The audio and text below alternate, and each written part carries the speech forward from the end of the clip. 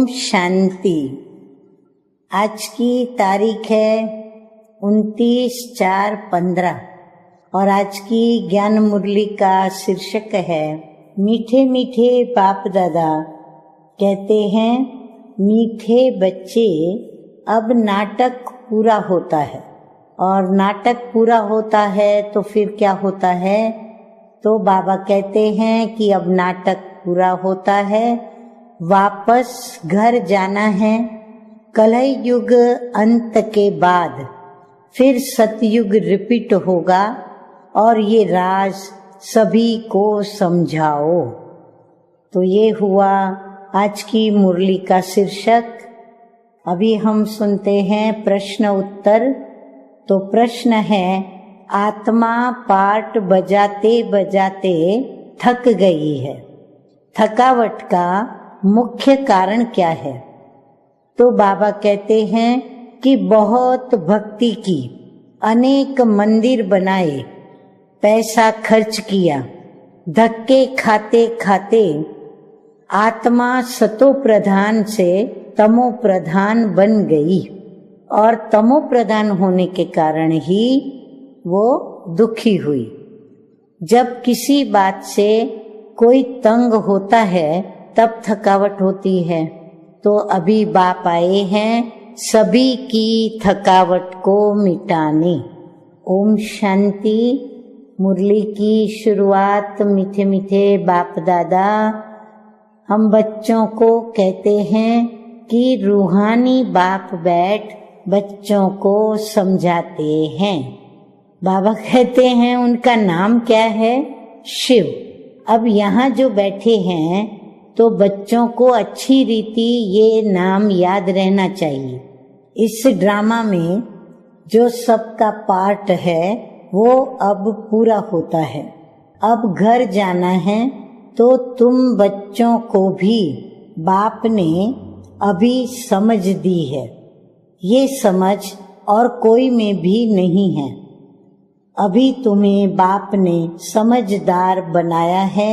बच्चे अब नाटक पूरा होता है, अब फिर से नए सिर चक्कर शुरू होना है। नई दुनिया में सतयुग था, अभी पुरानी दुनिया में ये कलह युग का अंत है। अब ये बातें तुम ही जानते हो, जिनको बाप मिला है वही ये बातें जान सकते हैं। नए जो आते हैं तो उनको भी ये समझाना है। क्या समझाएंगे हम बच्चे? कि अब नाटक पूरा होता है, कलह युग अंत के बाद फिर सतयुग रिपीट होना है। इतने सब जो हैं उनको वापस जाना है अपने घर।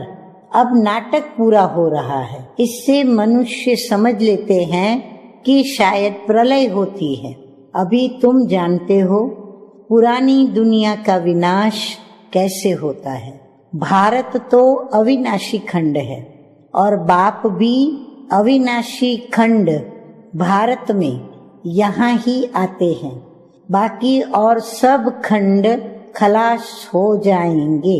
ये ख्यालात और कोई की भी बुद्धि में आ नहीं सकते। बाप तुम बच्चों को समझाते हैं कि अब नाटक पूरा होता है, फिर रिपीट करना है। पुरानी दुनिया से अब नई दुनिया में आना है। आगे नाटक का नाम तुम्हारी बुद्धि में नहीं था, कहने मात्र कह देते थे कि ये सृष्टि नाटक है जिसमें हम सभी एक्टर्स हैं। आगे जब हम कहते थे तो शरीर को समझते थे। अब बाप कहते हैं अपने को आत्मा समझो और बाप को याद करो। अब हमको वापस घर जाना है, वो है हमारा स्वीट होम। उस निराकारी दुनिया में हम आत्माएं रहती हैं। ये ज्ञान कोई भी मनुष्य मात्र में नहीं है। तुम अभी संगम पर हो और तुम जानते हो कि अभी हमको वापस जाना है। आज बाबा मीठे मीठे बाबा हमको एक ही धुन लगा रहे हैं कि वापस जाना है, अपने स्वीट होम में जाना है। पुरानी दुनिया खत्म हो तो बाबा कहते हैं कि भक्ति भी खत्म हो। फिर पहले पहले कौन आते हैं, कैसे ये धर्म सभी नंबरवार आते हैं, ये बातें कोई शास्त्रों में नहीं है। ये सारी नई बातें बाप समझाते हैं, ये और कोई समझा न सके। बाप भी एक ही बार आकर समझाते हैं। ज्ञान सागर बाप आते ही एक बार हैं, जबकि नई दुनिया की स्थापना और पुरानी दुनिया का विनाश करना है। बाप की याद के साथ ये चक्र भी बुद्धि में रहना चाहिए। अब नाटक पूरा होता है और हम जाते हैं घर। हाँ, आज की मुरली प्रिंट आउट लेकर के और उसमें से आप नोट करेंगे कि कितनी बार आज बाबा हम बच्चों को नाटक पूरा होता है, घर जाना है, घर वापस जाना है, हमें बताते रहे। तो पाठ बजाते बजाते हम थक गए हैं, पैसा भी खर्च किया, भक्ति करते करते हम सतो प्रधान से तमो प्रधान बन गए, दुनिया भी पुरानी हो गई। तो नाटक पुराना कहेंगे? नहीं, नाटक तो कभी पुराना होता नहीं। नाटक तो नित्य नया है और ये चलता ही रहता है। आगे बाबा कहते हैं कि बाकी दुनिया पुरानी होती है, हम एक्टर्स तमो प्रधान और दुखी हो जाते हैं तो थक जाते हैं। सतयुग में थोड़े ही थकेंगे, कोई बात में थकने व तंग होने की बात ही नहीं। यहाँ तो अनेक प्रकार की तंगी देखनी पड़ती है। तुम जानते हो कि ये पुरानी दुनिया अब खत्म होनी है। मित्र संबंधी आदि बाबा कहते हैं अब कुछ भी याद नहीं आना चाहिए, एक बाप को ही याद करना चाहिए, जिससे विकर्म विनाश होते हैं। विकर्म विनाश होने का बाबा कहते हैं और कोई उपाय ही नहीं है। गीता में भी मन मना भव अक्षर है, परंतु अर्थ कोई समझ न सके। तो बाप कहते हैं मुझे याद करो और वर्षे को याद करो। तुम विश्व के वारिस अर्थात मालिक थे, अभी तुम फिर से विश्व के वारिस बन रहे हो, तो कितनी खुशी होनी चाहिए। अभी तुम कौड़ी से हीरे मिसल बन रहे हो और यहाँ तुम आए ही हो बाप से वर्षा लेने। आगे मीठे मीठे बाप दादा कहते हैं कि तुम जानते हो जब कलाएं कम होती हैं तब फूलों का बगीचा मुरझा जाता है। अभी तुम बनते हो गार्डन ऑफ फ्लावर, सतयुग गार्डन है तो कैसा सुंदर है। फिर धीरे धीरे कला कम होती जाती है, 2 कला कम हुई, थोड़ा गार्डन मुरझा गया, अभी तो कांटों का जंगल हो गया है। अभी तुम जानते हो कि दुनिया को कुछ भी पता नहीं है, ये नॉलेज तुमको मिल रही है। ये है नई दुनिया के लिए नई नॉलेज। नई दुनिया स्थापन होती है, कौन स्थापन करता है? करने वाला है बाप। सृष्टि का रचयिता बाप है और याद भी बाप को ही करते हैं कि आकर के हेवन रचो, सुख धाम रचो, तो जरूर दुख धाम का विनाश होगा ना। बाबा रोज रोज समझाते रहते हैं, उसको धारण कर फिर समझाना है। पहले पहले तो मुख्य बात समझानी है, हमारा बाप कौन है।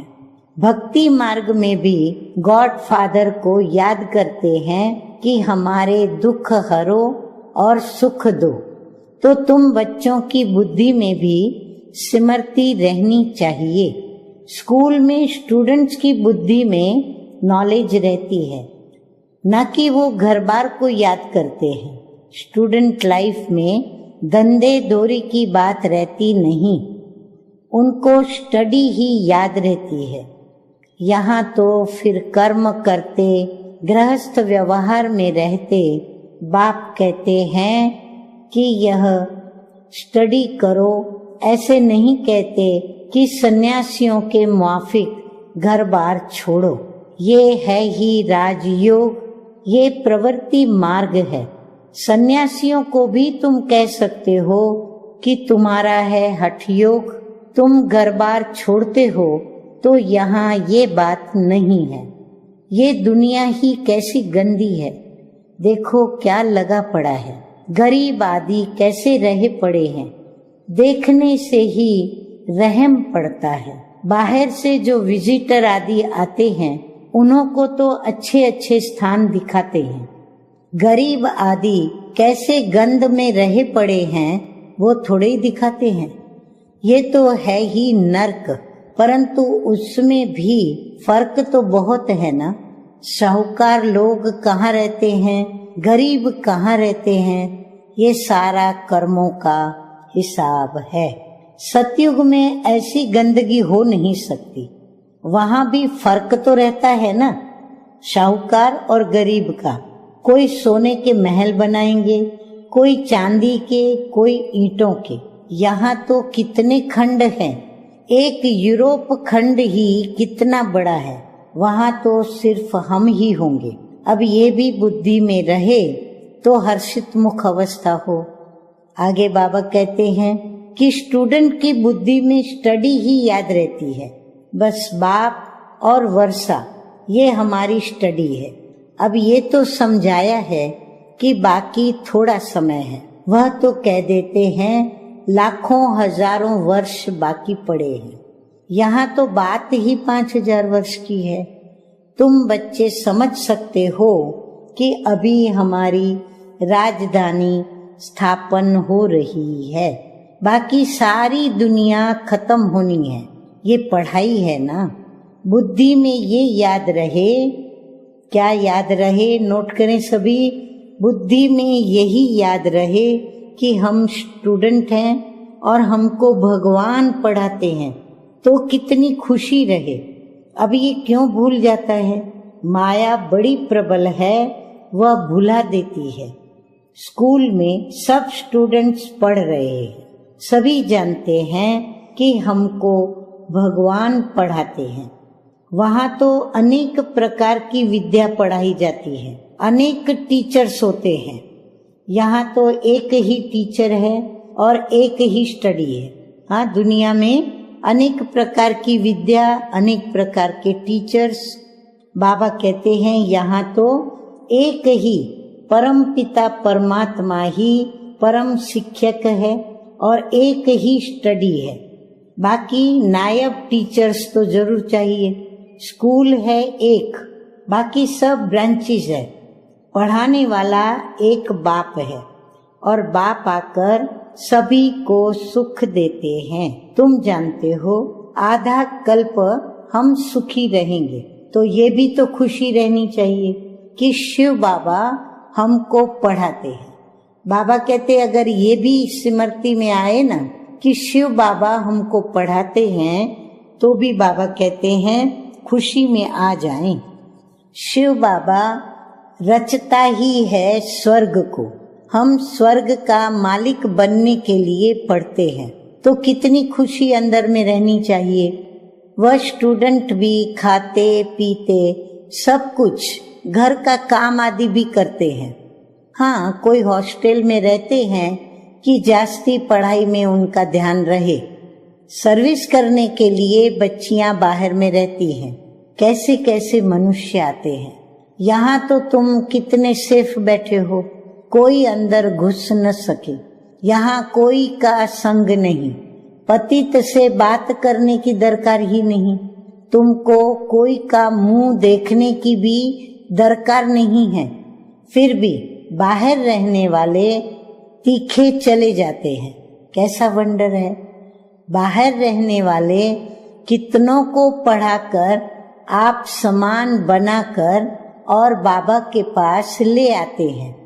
बाबा समाचार पूछते हैं कि कैसे पेशेंट को ले आए हो। कोई बहुत खराब पेशेंट है तो उनको 7 रोज भट्ठी में रखा जाता है। यहाँ कोई भी शूद्र को नहीं ले आना है। ये मधुबन है जैसे कि तुम ब्राह्मणों का एक गांव। यहाँ बाप तुम बच्चों को बैठ समझाते हैं, विश्व का मालिक बनाते हैं। कोई शूद्र को ले आएंगे तो वो वाइब्रेशन खराब कर देंगे। तुम बच्चों की चलन भी बहुत रॉयल होनी चाहिए। हाँ, देखो मीठे मीठे बाप दादा हमें कितनी रॉयल्टी और कितनी मधुर शिक्षाएं मीठे मीठे शब्दों में सरलता से देते हैं। आगे मीठे बाप दादा कहते हैं कि आगे चल तुमको बहुत साक्षात्कार होते रहेंगे कि वहाँ क्या क्या होगा। जानवर भी कैसे अच्छे अच्छे होंगे, कैसे सभी चीजें वहाँ अच्छी होंगी। सतयुग की कोई भी चीज यहाँ हो न सके, वहाँ फिर यहाँ की कोई चीज हो न सके। तो तुम्हारी बुद्धि में है कि हम स्वर्ग के लिए इम्तहान पास कर रहे हैं। जितना पढ़ेंगे और फिर पढ़ाएंगे तो बाबा कहते हैं कि टीचर बन औरों को रास्ता वो बताते हैं। सब टीचर्स हैं, सबको टीच करना है। पहले पहले तो बाप की पहचान देकर बतलाना है कि बाप से ये वर्षा मिलता है। गीता बाप ने सुनाई है और कृष्ण ने बाप से सुन करके और ये पद पाया है। प्रजापिता ब्रह्मा है तो ब्राह्मण भी यहाँ चाहिए। ब्रह्मा भी शिव बाबा से पढ़ते रहते हैं। तुम अभी पढ़ते हो विष्णुपुरी में जाने के लिए। ये है तुम्हारा अलौकिक घर, लौकिक, पारलौकिक और फिर ये है अलौकिक। तो ये नई बात है ना। भक्ति मार्ग में कभी ब्रह्मा को याद नहीं करते। ब्रह्मा बाबा किसको कहना भी आता नहीं। शिव बाबा को याद करते हैं कि दुख से छुड़ाओ, वह है पारलौकिक बाप। फिर ये ब्रह्मा है अलौकिक। इनको तुम सूक्ष्म वतन में ही देखते हो, फिर यहाँ भी देखते हो। लौकिक बाप तो सिर्फ यहाँ ही देखने में आता है, पारलौकिक बाप तो परलोक में ही देख सकते। ये फिर है अलौकिक वंडरफुल बाप। इस अलौकिक बाप को समझने में ही सभी मूंझते हैं। शिव बाबा के लिए तो कहेंगे कि हम निराकार है, तुम कहेंगे वो बिंदी है, वो करके अखंड ज्योति व ब्रह्म कह देते हैं।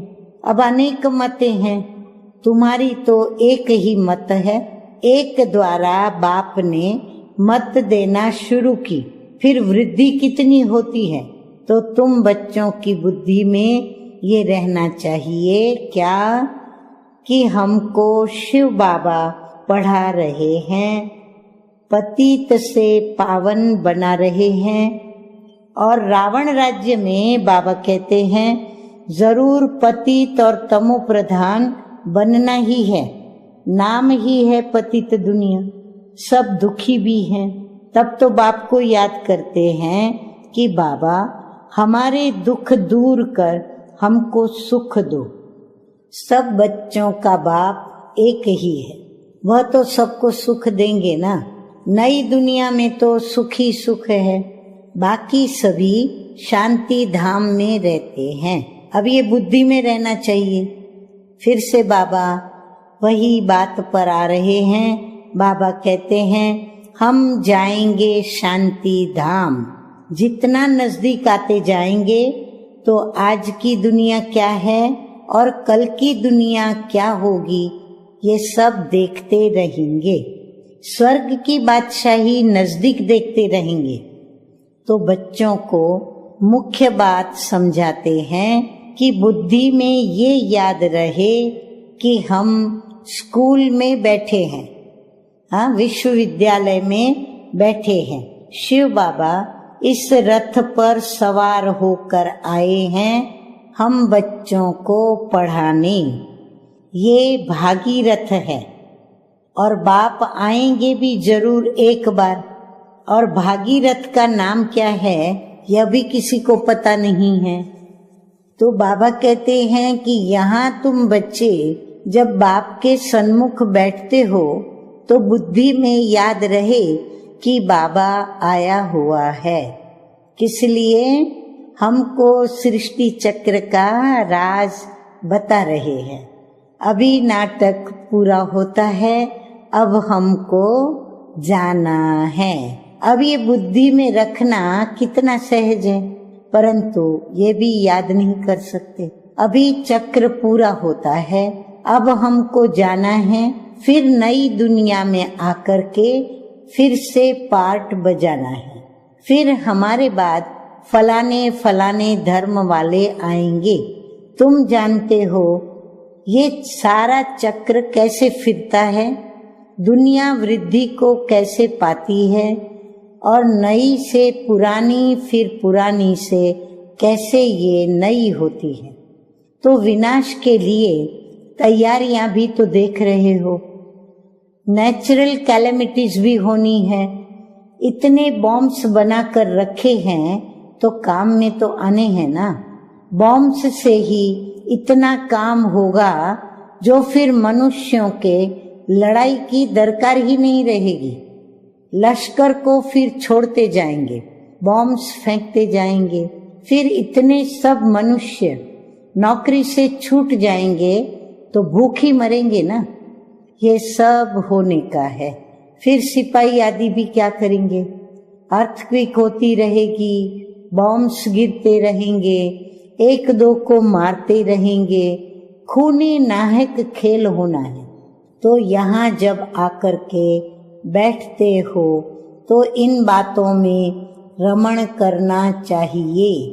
शांति धाम, सुख धाम को बाबा कहते हैं याद करते रहो। बाबा कहते हैं अपनी दिल से पूछो कि हमको क्या याद पड़ता है। अगर बाप की याद नहीं है तो जरूर बुद्धि कहाँ भटकती है। अगर बुद्धि भटकेगी, बाप को याद नहीं करेंगे तो विकर्म भी विनाश नहीं होंगे और पद भी कम हो जाएगा। अच्छा, बाप की याद नहीं ठहरती तो चक्र का सिमरन करो तो खुशी भी चढ़े, परंतु श्रीमत पर नहीं चलते, सर्विस नहीं करते तो बाप दादा की दिल पर भी चढ़ नहीं सकते। सर्विस नहीं करते तो फिर क्या करते रहते? बाबा कहते हैं फिर बहुतों को तंग करते रहते हैं। कोई तो बहुतों को आप समान बनाए और बाप के पास ले आते हैं तो बाबा भी देख करके खुश होते हैं। अच्छा, मीठे मीठे सिकिलधे बच्चों प्रति माता पिता बाप दादा का याद प्यार और गुड मॉर्निंग। रूहानी बाप की रूहानी बच्चों को नमस्ते। हम रूहानी बच्चों का रूहानी बाप दादा को याद प्यार, गुड मॉर्निंग और नमस्ते नमस्ते। अब हम क्या सुनेंगे? धारणा के लिए मुख्य सार की 2 बातें। नंबर 1 है सदा हर्षित रहने के लिए बुद्धि में पढ़ाई और पढ़ाने वाले बाप की याद रहे। खाते पीते सब काम करते बाबा कहते हैं पढ़ाई पर पूरा ध्यान देना है। नंबर 2 है बाप दादा की दिल पर चढ़ने के लिए श्रीमत पर बहुतों को आप समान बनाने की सर्विस करनी है। किसी को भी तंग नहीं करना है। वरदान है आज सतगुरु बाबा का, कल्प कल्प के विजय की स्मृति के आधार पर, विजय की स्मृति के आधार पर माया दुश्मन का आवाहन करने वाले महावीर विजयी भव। महावीर विजयी बच्चे पेपर को देखकर घबराते नहीं, क्योंकि त्रिकालदर्शी होने के कारण जानते हैं कि हम कल्प कल्प के विजयी हैं। महावीर कभी ऐसे नहीं कह सकते कि बाबा हमारे पास माया को न भेजो, हमारे पर कृपा करो, हमें आशीर्वाद करो, हमको शक्ति दो। बाबा मैं क्या करूं, कोई रास्ता दो। बाबा कहते हैं यह भी सब कहना कमजोरी है। महावीर तो दुश्मन का आवाहन करते हैं कि आओ और हम विजयी बने। स्लोगन है समय की सूचना है। समय हमें सूचना दे रहा है। क्या सूचना मिल रही है समय से? समान बनो और संपन्न बनो। ओम शांति।